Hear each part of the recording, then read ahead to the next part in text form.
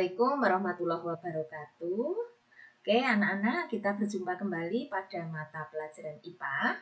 Hari ini kita akan melakukan pembahasan tryout assessment daerah yang sudah kita laksanakan pada tanggal 26 April 2023. Langsung saja kita akan mulai dari soal yang pertama. Di sini untuk soal yang pertama itu adalah tentang besaran dan pengukurannya, sedangkan yang diukur itu adalah waktu, besaran waktu dengan menggunakan alat ukur stopwatch. Nah, maka di sini kita lihat dulu bahwa di dalam stopwatch itu terdapat dua buah skala yang berada di dalam. Ini adalah skala yang pendek di mana setiap satu garis yang tebal ini menyatakan satuannya adalah 5 menit. Sehingga kita bisa membaca setiap garis yang tebal ini adalah 5, kemudian berikutnya adalah 10, 15, 20, 25, 30, dan seterusnya. Nah, sebagai contoh di sini berarti yang ditunjukkan oleh skala pendek ini adalah 20 ditambah dengan satu strip yang kecil atau strip yang halus. Ini menunjuk pada garis 1, maka bisa dinyatakan sebagai 21 menit. Kemudian untuk skala yang panjang atau yang berada di luar, ini menyatakan satuan waktu dalam sekon atau detik, di mana setiap satu strip atau garis yang tebal ini juga menyatakan 5. Kalau di sini berarti 5 detik. Nah, jadi ini bisa kita baca 5 detik, kemudian 10, 15, 20, 25, 30, dan seterusnya. Nah, seperti yang ada di contoh ini, maka skala yang panjang menunjuk pada angka 20, kemudian ditambah dengan 3 strip yang halus. Ini 3, maka tadi ini 20 ditambah dengan 3, menjadi 23 atau 23 detik. Nah, sehingga di sini pada stopwatch yang pertama, ini nanti bisa terbaca menjadi 21 menit 23 detik. Nah, kalau anak-anak sudah mempelajari cara membaca stopwatch, memang pada materi besaran dan pengukuran ini sebenarnya tidak sulit, tetapi yang dibutuhkan adalah ketelitian, ya. Kalau dalam soal ini terdapat 2 orang yang sedang melakukan olahraga lari menempuh jarak yang sama yaitu 5.000 meter, tetapi dari catatan waktunya menunjukkan hasil yang berbeda. Untuk pelari yang pertama, maksudnya adalah pelari yang tiba di garis finish pertama. Di sini tadi sudah kita baca, waktunya adalah 21 menit 23 detik. Berarti ini pelari yang lebih cepat. Kemudian untuk pelari yang kedua, dari catatan stopwatch, di sini hasil pengukurannya menunjukkan untuk menit ini berada pada angka 1, 2, berarti 10, 15, 20, kemudian 25, 30, 35 ditambah dengan 3 strip yang kecil, berarti 38 menit. Kemudian untuk detiknya, 30, 35 ditambah dengan 2 strip yang halus, maka terbaca menjadi 37 detik. Atau kalau kita baca seluruhnya, berarti untuk pelari yang kedua, di sini catatan waktunya adalah 38 menit 37 detik. Jadi kalau anak-anak sudah paham bagaimana cara membaca stopwatch, maka kalau kemudian yang ditanyakan adalah selisihnya, kita tinggal mengurangkan waktu dari pelari yang kedua, pelari yang lebih lambat dengan pelari yang pertama yang lebih cepat, sehingga nanti di sini bisa diperoleh selisih dari 2 pelari tersebut adalah 17 menit 14 detik. Begitu ya. Jadi saya kira untuk besaran dan pengukuran itu sebenarnya bukan materi yang sulit, tetapi kita harus cermat, harus teliti untuk membaca dari alat-alat ukur yang disajikan. Berikutnya kita akan lanjut pada soal yang kedua.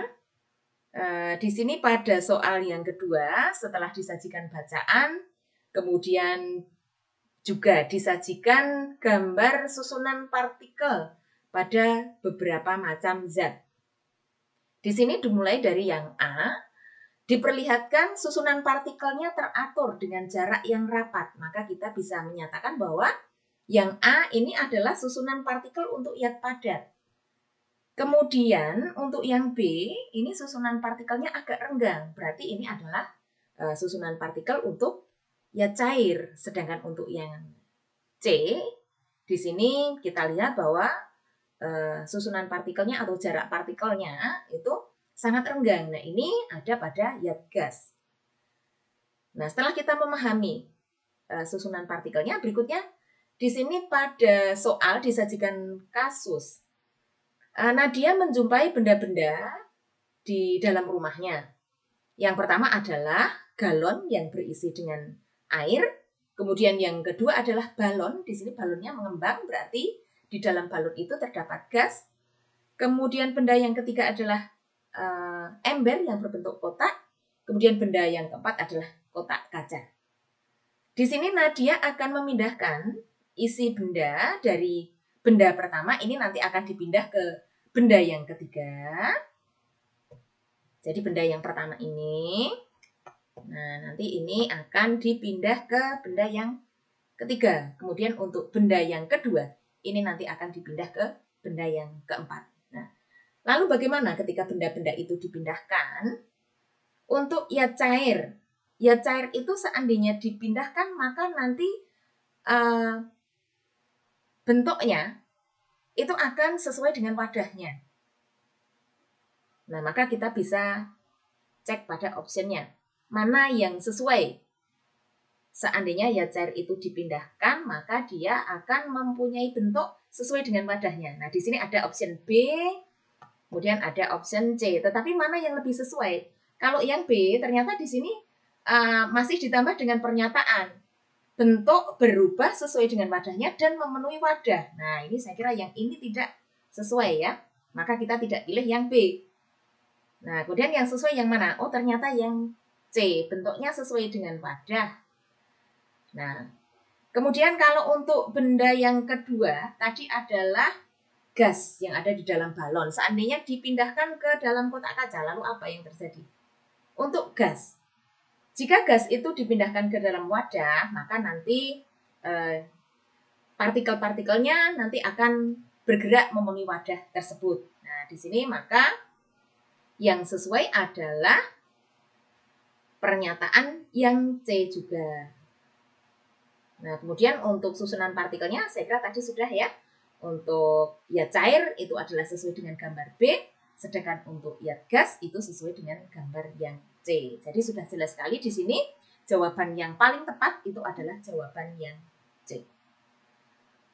Oke, untuk selanjutnya kita menuju ke, ternyata di sini masih ada tabel yang lebih lengkap supaya nanti anak-anak bisa memahami lagi ciri-ciri dari iat padat, iat cair, dan iat gas. Kemudian bagaimana dengan gambar susunan partikelnya. Saya kira ini penting. Jadi yang perlu dipelajari hal-hal apa saja. Nah, saya kira di sini untuk ciri-cirinya sudah disajikan dengan lengkap. Oke, kemudian kita lanjut ke soal berikutnya adalah soal nomor 3. Disajikan kutipan dengan judul dari mana datangnya bunga es. Kita sering sekali menjumpai adanya bunga es di bagian freezer. Ini biasanya kita jumpai pada kulkas yang 1 pintu ya. Tapi kalau untuk kulkas yang 2 pintu itu biasanya sudah lebih canggih sehingga jarang terbentuk bunga es. Nah, ini kasusnya adalah pada kulkas yang 1 pintu atau kulkas yang ada freezernya. Nah, bagaimana pembentukan bunga es? Bunga es itu terjadi karena adanya uap air ya. Jadi berasal dari uap. Uap air yang ada di dalam lemari es kemudian akan mengalami kondensasi atau mengembun karena suhu dingin. Nah, tetapi suhu dingin tersebut kemudian akan membuat uap air yang terkondensasi itu akhirnya nanti akan menghasilkan bunga es. Sehingga di sini terjadi perubahan wujud dari yang semula adalah uap atau gas, kemudian akan berubah menjadi embun atau ya cair, kemudian dia akan berubah lagi menjadi bunga es. Nah, di sini berarti wujudnya menjadi padat. Nah, di sini berarti kita bisa menyimpulkan bahwa perubahan yang terjadi pada peristiwa pembentukan bunga es itu adalah perubahan fisika. Nah, dari kasus tersebut kemudian kita diminta untuk memilih dari beberapa contoh dalam kehidupan sehari-hari. Yang pertama adalah pada peristiwa pembakaran logam yang dipanaskan. Kemudian yang kedua adalah kertas yang dibakar. Yang ketiga adalah pembusukan pada buah pisang. Kemudian yang keempat adalah pada batu yang dipecah-pecah sehingga menjadi batu yang berukuran kecil. Nah, di sini mana ciri yang lebih sesuai? Nah, di sini kalau tadi pada peristiwa pembentukan bunga es itu adalah perubahan fisika. Kenapa dikatakan sebagai perubahan fisika? Nah, ini karena perubahan fisika itu tidak menyebabkan terjadinya atau terbentuknya zat baru. Nah, jadi di sini kita memilih mana yang sama-sama ketika terjadi perubahan itu tidak akan membentuk zat baru. Nah, di sini kalau pada peristiwa logam yang dibakar itu seandainya nanti dia itu terkena panas, kemudian meleleh, tetapi ketika meleleh itu tetap tidak akan terbentuk zat baru. Dan kemudian dia bisa kembali lagi ke bentuk semula. Nah, maka ini merupakan perubahan fisika. Itu untuk gambar yang pertama. Tetapi kalau pada gambar yang kedua, setelah kertas dibakar, apa yang kemudian bisa dilihat? Yang bisa kita amati, ternyata nanti kertasnya habis menjadi abu. Nah, berarti kan di sini terjadi pembentukan zat baru. Nah, maka untuk yang nomor 2, ini lebih cocok ke perubahan kimia. Jadi kita tidak milih yang nomor 2 ya. Kemudian yang nomor 3, pada peristiwa pembusukan buah-buahan. Nah, ini juga dari peristiwa pembusukan itu terjadi penguraian zat-zat kimia yang ada di dalam buah-buahan. Ada reaksi kimia, kemudian nanti akan menghasilkan zat baru. Maka yang nomor 3 itu juga merupakan perubahan kimia. Jadi kita tidak milih yang nomor 2 dan nomor 3. Kalau yang nomor 4, ketika batu dipecah-pecah, tapi dia masih batu ya, hanya ukurannya itu lebih kecil. Nah, maka juga tidak membentuk zat baru. Maka mana yang perubahan fisika? Adalah yang nomor 1 dan nomor 4. Oke, lanjut lagi ke soal yang berikutnya, soal nomor 4. Nah, di sini juga ada kasus. Kasusnya adalah Anissa ingin menyajikan minuman air putih hangat untuk kedua orang tuanya. Tetapi pada saat itu yang tersedia adalah 2 gelas air ya. Air yang pertama bermassa 300 gram, tetapi air itu baru saja mendidih bersuhu 100 derajat Celcius. Sedangkan pada gelas yang kedua massanya adalah 500 gram dengan suhu yang lebih rendah yaitu 40 derajat Celcius. Nah, mungkin kalau 40 derajat Celcius itu masih dirasa kurang hangat ya. Nah, maka di sini Anissa menginginkan supaya nanti minuman yang disajikan untuk orang tuanya itu menjadi lebih hangat lagi. Nah, untuk mengetahui nanti kira-kira air hangat yang diperoleh dari mencampurkan air dari 2 gelas tersebut bersuhu berapa? Nah, di sini yang kita pergunakan adalah asas Black ini ya, asas Black. Kita sudah mengenal asas Black itu seperti apa? Q lepas sama dengan Q terima. Kemudian nanti untuk suhu akhir air hangat yang diperoleh, nah di sini adalah X derajat Celcius. Nah, kemudian untuk rumus dari kalor, saya kira anak-anak sudah paham. Kita menggunakan MC delta T. Nah, tapi di sini yang menjadi permasalahan, kadang-kadang kita masih bingung mana yang melepaskan, mana yang menerima. Nah, di sini kalau kita lihat, air yang bermassa 300 gram, ini suhunya 100 derajat Celcius. Nanti ketika dicampurkan dengan air bermassa 500 gram, dengan suhu 40 derajat Celcius, nah berarti kan air yang bersuhu 100 derajat, ini akan turun suhunya. Sampai ke suhu akhir campuran tadi, suhu X gitu ya. Ini ketika dicampur, ini dicampur, nah maka nanti akan tercapai suhu X. Nah, suhu X ini berapa? Kan begitu.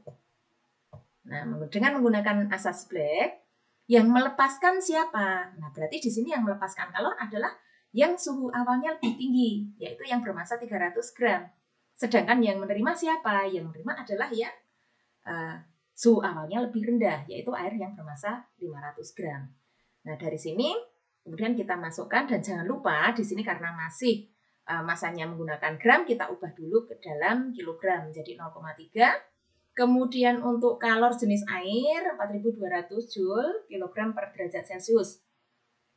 Delta T-nya untuk yang melepaskan kalor berarti 100 min X derajat. Ya, karena nanti kan suhu air hangat yang diperoleh itu kan X, berarti dia mengalami penurunan sampai ke suhu X derajat. Maka di sini delta T-nya adalah 100 minus X derajat Celcius. Sedangkan yang menerima adalah air yang awalnya tadi bersuhu 40 derajat Celcius. Maka di sini adalah yang bermassa 0,5 kg. Kalor jenisnya sama ya, karena sama-sama air yang dicampurkan 4200 Joule per kilogram derajat Celcius. Sedangkan delta T bagi air yang menerima itu seberapa? Nah, ini suhu akhir campurannya dikurangi dengan suhu awalnya, atau X minus 40 derajat Celcius. Nah, kemudian di sini untuk kalor jenisnya karena sama bisa kita coret.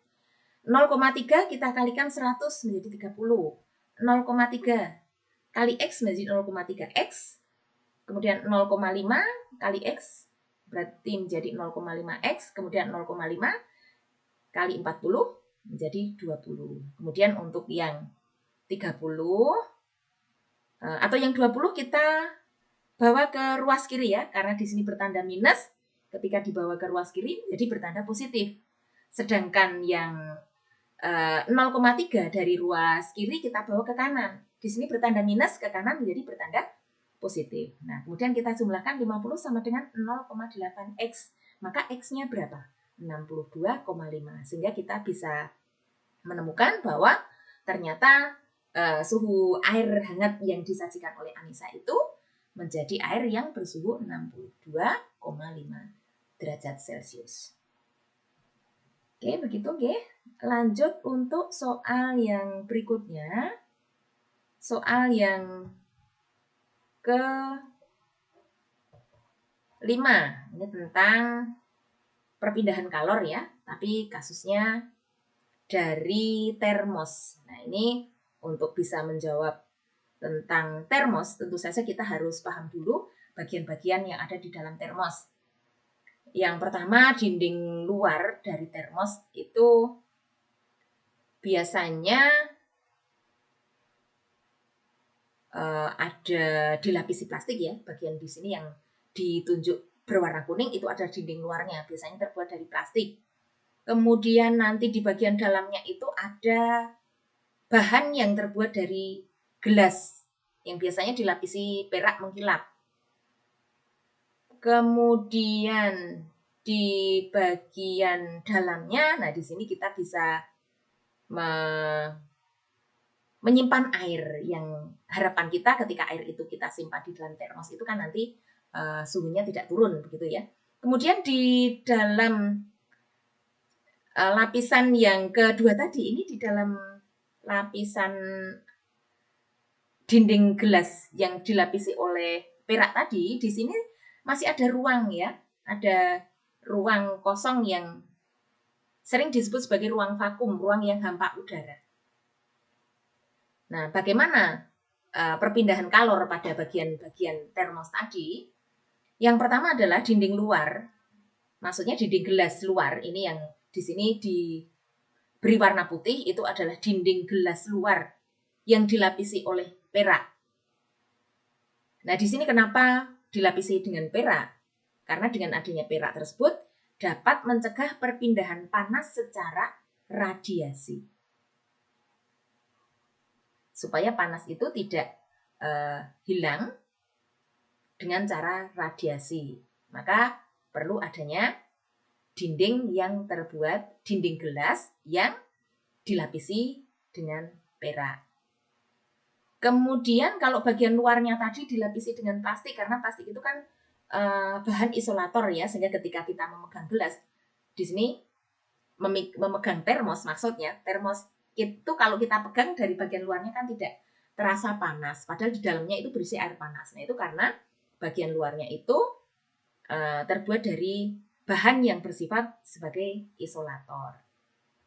Kemudian untuk tutupnya, sumbatnya itu biasanya juga berasal dari bahan-bahan isolator.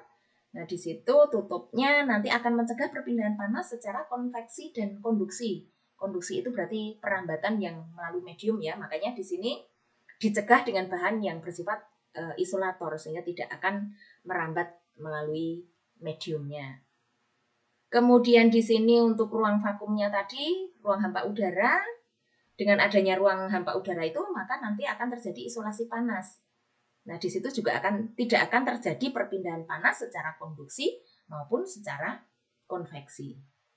Nah, jadi di sini untuk pernyataan yang pertama, lapisan perak mengkilap dapat mencegah hilangnya panas melalui konduksi. Nah, mestinya di sini pernyataan yang tepat adalah lapisan perak mengkilap itu dapat mencegah hilangnya panas melalui radiasi ya. Jadi bukan konduksi, karena kalau konduksi itu perpindahan panasnya itu melalui medium perantara. Nah, sementara di sini perpindahan panas yang dimaksud dengan adanya lapisan perak itu adalah dicegah dengan cara radiasi supaya tidak terjadi radiasi begitu. Kemudian kalau yang kedua, dinding terbuat dari gelas. Gelas itu merupakan bahan konduktor yang jelek ya. Ini benar. Gelas itu merupakan konduktor yang jelek sehingga tidak dapat memindahkan kalor secara konduksi. Ya karena bukan konduktor yang baik sehingga dapat mencegah terjadinya hilangnya panas secara konduksi. Maka pernyataan yang kedua ini benar. Kemudian pada pernyataan yang ketiga, ada ruang vakum, ruang hampa udara, sehingga tidak memungkinkan perpindahan kalor secara konduksi dan konveksi. Ya, ini benar ya. Kemudian yang keempat, sumbat yang terbuat dari isolator menjaga agar tidak terjadi radiasi. Nah, pernyataan yang salah itu ada di bagian ini. Nah, seharusnya bukan radiasi, tetapi agar tidak terjadi konduksi dan konveksi ini. Nah, sehingga di sini pernyataan yang paling tepat tentang peristiwa perpindahan kalor atau mengapa air yang kita simpan di dalam termos itu suhunya itu tidak turun. Nah, itu karena adanya bagian-bagian tadi. Yang lebih tepat adalah nomor 2 dan nomor 3. Oke, kemudian lanjut pada soal yang nomor 6. Ini tentang asam basa ya. Jadi kalau pada soal di sini disajikan suatu bacaan, kalau misalnya kita berada di lapangan, kemudian tidak memungkinkan untuk kita menguji asam basa dengan menggunakan alat dan bahan laboratorium, maka kita bisa menggunakan bahan-bahan yang ada di lingkungan sekitar kita. Nah, di sini salah satunya yang bisa dijumpai itu adalah dengan menggunakan indikator alami kunyit. Bagaimana cara penggunaannya? Di sini cukup dicelupkan saja kunyit itu pada sampel tanah. Seandainya nanti sampel tanah itu warnanya sampel tanah itu dicelupi, apabila kunyit itu kita celupkan pada sampel tanah, ternyata warna dari kunyit itu tetap oranye seperti warna aslinya. Nah, di situ kita bisa menyatakan bahwa sampel tanah itu adalah netral, bersifat netral. Tetapi apabila nanti kunyit kita celupkan ke dalam sampel tanah dan ternyata warna kunyitnya itu memudar atau warnanya bukan lagi oranye tetapi menjadi cenderung kekuningan. Nah, itu menunjukkan bahwa sampel tanah itu bersifat asam. Tetapi sebaliknya, apabila kunyit itu kita celupkan ke dalam sampel tanah dan warnanya itu cenderung menjadi lebih gelap atau coklat kemerahan, maka bisa dinyatakan bahwa sampel tanah itu bersifat basa. Nah, di sini hasil pengujian dengan menggunakan indikator alami tadi masih diuji dengan menggunakan kertas lakmus. Ya. Pada pengujian yang pertama untuk sampel tanah P, oranye tadi ya, berarti P itu netral. Warna aslinya kunyit itu adalah oranye, dan ternyata ketika kunyit dicelupkan pada sampel tanah itu tetap oranye. Oh, berarti sampel tanah itu netral. Bagaimana ketika diuji dengan menggunakan kertas lakmus merah? Ternyata kertas lakmus merahnya tetap merah. Yang biru tetap biru. Oh, berarti ini betul ya hasil pengujiannya. Sampel tanah diuji dengan menggunakan kunyit, hasilnya sama dengan pengujian sampel tanah dengan menggunakan kertas lakmus. Kemudian untuk sampel tanah yang kedua itu adalah yang Q. Setelah dicelupkan, ternyata warna kunyitnya itu berubah menjadi kuning. Nah, di sini dinyatakan bahwa sampel tanahnya itu bersifat asam. Tetapi setelah diuji dengan menggunakan kertas lakmus, ternyata merah menjadi biru. Biru menjadi merah. Mestinya kalau merah menjadi biru, itu basah ya. Kalau biru menjadi merah, asam ya. Tetapi di sini ternyata kalau diuji dengan menggunakan kertas lakmus, hasilnya seperti ini. Berarti ini kan tidak sesuai ya hasil pengujian dengan kertas lakmus ini. Nah, maka kita pilih ini yang tidak menunjukkan kesesuaian yang mana? Yang Q ini. Kemudian kalau kita cek lagi pada sampel R, coklat kemerahan, ini berarti basah. Ya, merah menjadi biru. Sesuai, biru tetap biru. Nah, berarti sesuai. R dan S ini sama. Ya, jadi yang ditanyakan tadi adalah hasil pengujian yang tidak sesuai. Yang mana? Berarti yang tidak sesuai adalah sampel ya. Hasil pengujian sampel Q. Oke, lanjut ke soal berikutnya, nomor 7. Ini tentang unsur, senyawa, dan campuran. Unsur itu apa ya? Unsur itu adalah zat tunggal yang sudah tidak dapat diuraikan lagi melalui reaksi kimia biasa. Sehingga di sini kita bisa mencocokkan dengan gambar ilustrasinya. Unsur itu adalah suatu zat tunggal yang sudah tidak dapat dipisah-pisahkan lagi melalui suatu reaksi kimia biasa. Nah, sehingga di sini unsur itu bisa dinyatakan dari gambar nomor 1. Ya. Kemudian untuk yang nomor 2, yang dimaksud dengan senyawa. Senyawa adalah zat tunggal yang dapat diuraikan menjadi 2 jenis atau lebih zat yang lebih sederhana dengan cara kimia. Nah, senyawa itu terbentuk melalui proses pencampuran zat secara kimia. Sebagai contoh adalah senyawa air. Itu terbentuk dari unsur hidrogen dan unsur oksigen. Nah, maka di sini kita bisa menyatakan bahwa gambar yang kedua ini adalah gambar dari senyawa. Kemudian kalau yang ketiga, kita cari lagi pada bacaan berikutnya. Campuran adalah suatu materi yang terdiri dari 2 zat atau lebih. Nah, 2 zat atau lebih. Dan masing-masing masih mempunyai sifat aslinya. Nah, di sini digambarkan. Ini zat yang pertama. Ini zat yang pertama ya. Kemudian di sini masih ada zat lagi. Yang kedua. Nah, berarti gambar yang ketiga ini merupakan campuran. Gambar yang keempat bagaimana? Ini juga gambar dari campuran karena ada 2 zat atau lebih. Nah, ini zat yang pertama. Ini zat yang kedua. Untuk campuran itu dibedakan menjadi 2. Yang pertama adalah campuran homogen. Apa yang dimaksud dengan campuran homogen? Campuran homogen adalah campuran yang sudah tidak dapat dibedakan lagi zat yang tercampur di dalamnya. Berarti karena sudah menyatu ya. Sehingga yang nomor 3 ini adalah yang campuran homogen. Sedangkan yang keempat ini adalah yang campuran heterogen. Nah, kemudian kita harus mencari dari bacaan ini yang sesuai untuk unsur itu yang mana. Contoh-contoh untuk unsur. Hidrogen betul, unsur klorida juga betul, natrium betul, oksigen betul. Jadi sebenarnya keempat-empatnya ini betul semua ya. Tetapi kita cek lagi untuk yang kedua. Garam itu merupakan satu senyawa. Ini benar ya. Kemudian air sungai. Air sungai itu bukan senyawa, tapi dia campuran. Maka kita tidak pilih ini. Air H2O, dia senyawa, benar. Tetapi untuk kopi Dia tidak. Kemudian untuk yang ketiga tadi adalah campuran homogin. Kopi itu campuran homogin. Kalau kopinya kopi bubuk itu biasanya nanti masih terbentuk endapan ya. Sehingga bisa dikatakan kalau kopi bubuk itu merupakan campuran hidrogen. Jadi ini tidak. Kalau susu coklat, barangkali kalau susu coklat kental manis itu boleh. Teh manis itu juga boleh. Air sungai itu juga bisa. Kalau yang terakhir tadi adalah campuran hidrogen, air sungai, oke. Air kopi kalau kopinya kopi bubuk nanti masih bisa dipisah.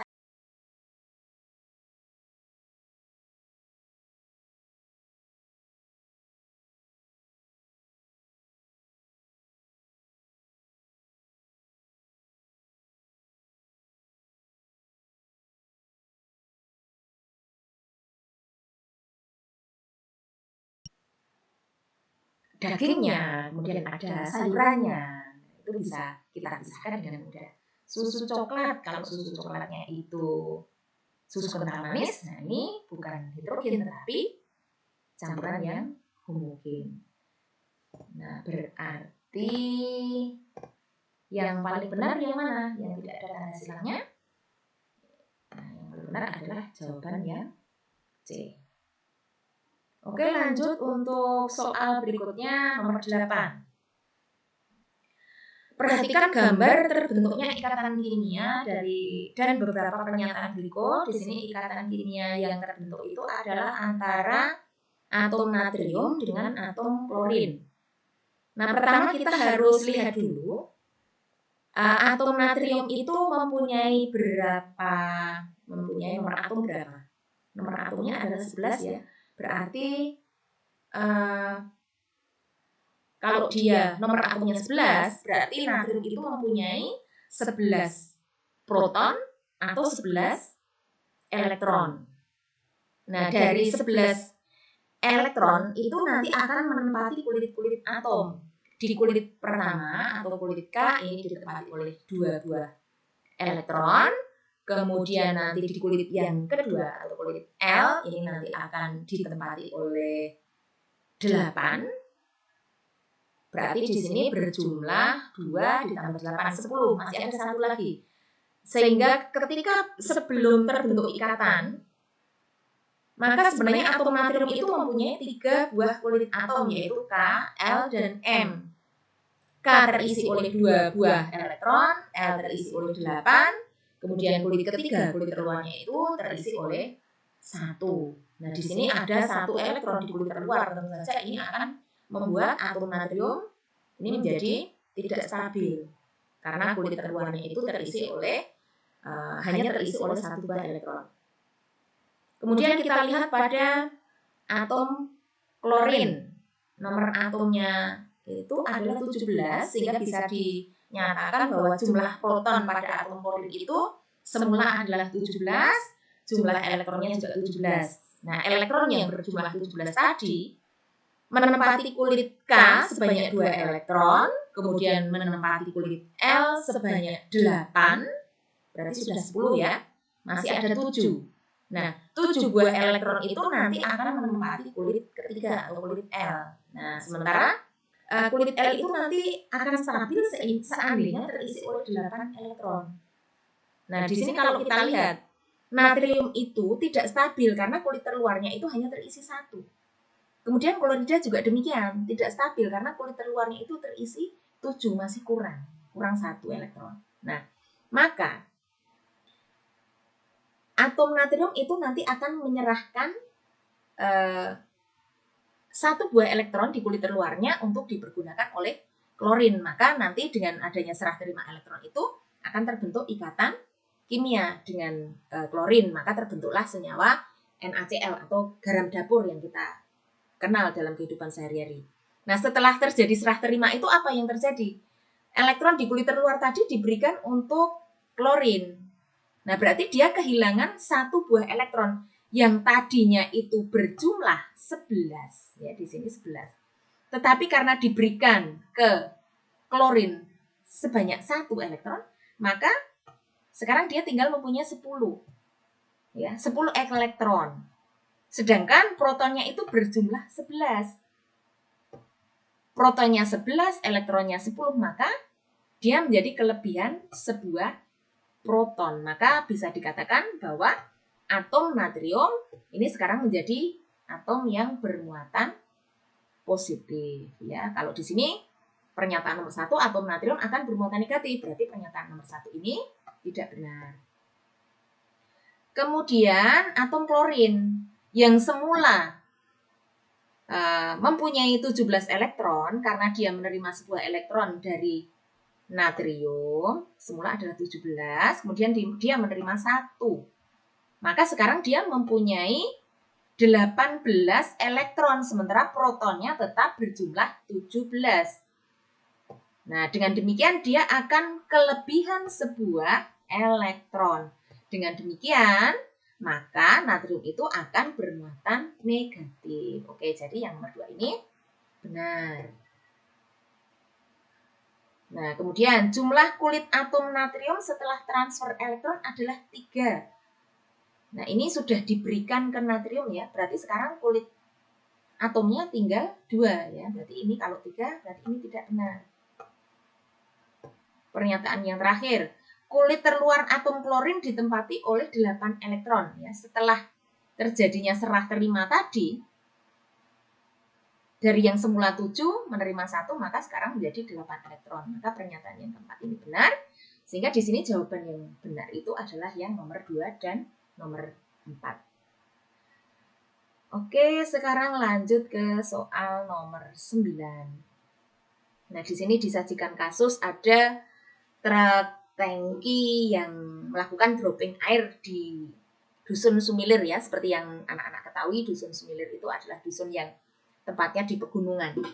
Nah, ketika truk tangki itu memuat air yang penuh, sehingga ketika dia berjalan di jalanan yang tidak rata begitu, kemungkinan nanti akan terjadi tumpahan air. Nah, kemudian tumpahan air itu dicatat. Nah, hasilnya bagaimana? Dari A ke B, ini hasil catatannya adalah ternyata jarak tetesan airnya itu semakin dekat. Nah, berarti kalau jarak tetesan itu semakin dekat, artinya apa? Dalam satu satuan waktu yang sama, jarak tempuh itu semakin sedikit. Ya. Dalam satu satuan waktu yang sama, ternyata jarak tempuhnya itu makin sedikit. Artinya apa? Berarti pada saat dari A ke B, ini truknya itu mengalami perlambatan. Ya, dari A B ini bisa dikatakan truknya mengalami GLBB diperlambat. Kemudian untuk B ke C. Nah, di sini karena jalanannya itu sebenarnya rata, tetapi karena mungkin tidak terlalu rata tetapi tidak halus ya, sehingga truk ini harus berjalan cukup hati-hati. Maka dia berjalan dengan kecepatan yang konstan. Ini ditunjukkan jarak titik-titiknya selalu sama. Artinya dalam satu satuan waktu yang sama jarak tempuhnya selalu sama. Maka bisa dikatakan pada saat di B ke C ini truk melakukan gerak lurus beraturan. Kemudian yang C ke D, di sini jalanannya cukup menurun, tapi sudah lumayan bagus ya. Sehingga ketika diamati pada titik-titik airnya, di sini jarak titik-titik air, tetesan air itu semakin lama semakin renggang.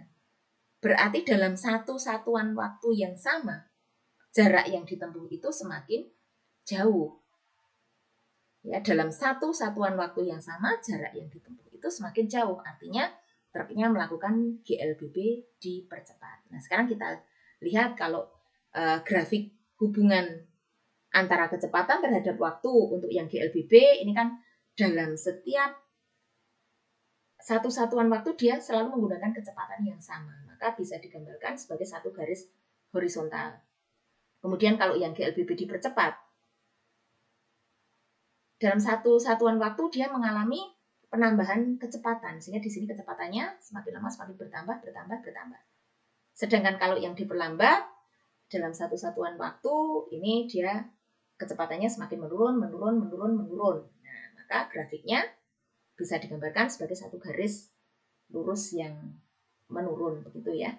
Jadi di sini kita cocokkan kalau AB itu mestinya diperlambat, itu berarti turun dulu ya. Turun, kemudian yang BC-nya itu tadi gerak lurus beraturan, berarti horizontal, kemudian yang dipercepat itu garis grafiknya itu naik lagi. Berarti jawaban yang paling tepat adalah yang A. Oke, lanjut ke soal berikutnya nomor 10. Disajikan kasus ada sebuah mobil yang mogok. Mobil ini didorong oleh 2 orang dengan gaya 200 dan 150. Didorong ke arah kiri ya kalau di sini ya. Tetapi di sini jangan lupa bahwa ketika mobil itu didorong nanti bannya itu juga akan mengalami gaya gesek terhadap aspal, sehingga di sini juga nanti akan bekerja gaya yang lain. Di mana gaya yang bekerja itu berlawanan arahnya. Nah, kalau kita lihat gaya yang bekerja ketika belum dibantu, dari 2 orang yang mendorong itu ternyata kan mobilnya itu belum bisa bergerak. Karena gaya yang dari 2 orang itu di sini baru diperoleh 350 Newton. Sementara gaya gesek ban mobilnya di sini adalah 400. Nah, karena masih kalau kita tambahkan berarti minus 50 ya. Jadi mobil itu tidak bisa bergerak ke arah kiri, ke arah depan. Ya, karena gaya gesek ban mobilnya lebih besar. Kemudian jika mobil itu akan dipindahkan sejauh 10 meter, berarti jarak yang dikehendaki untuk bisa sampai ke pinggir jalan itu sampai 10 meter, berarti S-nya adalah 10 meter. Kemudian bisa dipindahkan dengan usaha sebesar 6.000 Joule, berarti W sebesar 6.000 Joule. Nah, berarti gaya yang dibutuhkan untuk mendorong mobil sejauh 10 meter itu berapa? Nah, di sini kita hitung dulu, kita cari dulu gayanya. Dengan menggunakan persamaan W sama dengan F kali S. W-nya tadi 6.000, F-nya itu yang akan kita cari, kemudian S-nya berpindahnya sejauh 10 meter, maka diperoleh F-nya adalah 600 Newton. Nah, tetapi di sini kita harus ingat tadi ya, 600 Newton, tetapi kan di sini tadi kita masih punya PR, gaya gesek ban mobilnya tadi ada 50, maka gaya keseluruhan yang dibutuhkan itu kan sebenarnya sebesar 650 Newton ini, maka kita harus mencari dari beberapa orang yang akan membantu ini siapa saja, nah yang nanti ketika dijumlahkan itu akan menghasilkan gaya sebesar 650 Newton. Nah, ternyata di sini setelah dihitung, yang nanti bisa menghasilkan 650 Newton itu adalah dari Umar, Anton, dan Usman. Maka jawaban yang benar di sini adalah jawaban yang D. Oke, anak-anak, saya kira untuk bagian 1 ini kita cukupkan sampai dengan nomor 10 terlebih dahulu. Nanti kita akan lanjut pada bagian berikutnya.